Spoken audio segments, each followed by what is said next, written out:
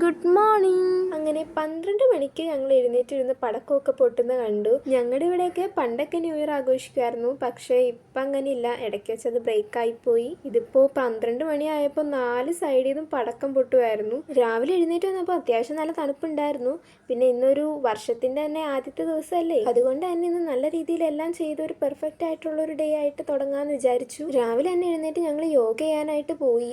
ഇതിന് എല്ലാ ദിവസവും കണ്ടിന്യൂസ് ആയിട്ട് ചെയ്യാൻ പറ്റിയാൽ മതിയായിരുന്നു. ആദ്യമൊക്കെ ഞങ്ങൾ ബ്രീത്ത് ഇൻ ബ്രീത്ത് ഔട്ട് മാത്രം ചെയ്യുള്ളായിരുന്നു. ഇപ്പോൾ ഈ ഇടയ്ക്ക് തുടങ്ങിയതാണ് ഇതൊക്കെ. അങ്ങനെ അതൊക്കെ ചെയ്ത് കഴിഞ്ഞിട്ട് നേരെ പോയി പല്ല് തേച്ചു. പിന്നെ ഇന്നലെ രാത്രി നമ്മൾ അപ്പത്തിന് കലക്കി വെച്ചിട്ടുണ്ടായിരുന്നു. അതിൽ കുറച്ചെടുത്തിട്ട് നമ്മൾ ശർക്കരയൊക്കെ ഇട്ട് കലക്കി വെച്ചു, ഒരു കിണ്ണത്തപ്പം പോലെ ചുടാനായിട്ട്. അതങ്ങ് പാത്രത്തിൽ ഒഴിച്ച് വേവിക്കാനായിട്ട് വെച്ചു. പിന്നെ വിളക്കൊക്കെ വെക്കാനുള്ളതുകൊണ്ട് പെരയൊക്കെ ഒന്ന് പോയി തൂത്തു. പിന്നെ 2 ദിവസമായിട്ട് ഞങ്ങളുടെ വീട്ടിലൊരാൾ വരുന്നുണ്ട്. ഞാനിന്ന് പെര തൂത്തുകൊണ്ടിരിക്കുമ്പോൾ ഫ്രണ്ടിലെ കഥ തുറന്നപ്പോഴത്തേനും കരഞ്ഞുകൊണ്ട് വേഗം വന്നതാണ്. ഞങ്ങൾ ഫുഡ് കൊടുക്കുന്നുണ്ടാകുന്നതാണ് ഇപ്പോൾ അടുപ്പിച്ച് വന്നത്. ബ്രൗണി എന്ന് അവളുടെ പേര്. ഇഗ്ലു ആയിട്ട് ഭയങ്കര കൂട്ടാണെങ്കിലും അവൾ അകത്ത് കയറി കറങ്ങുന്നത് അവന് ഇഷ്ടമായില്ല.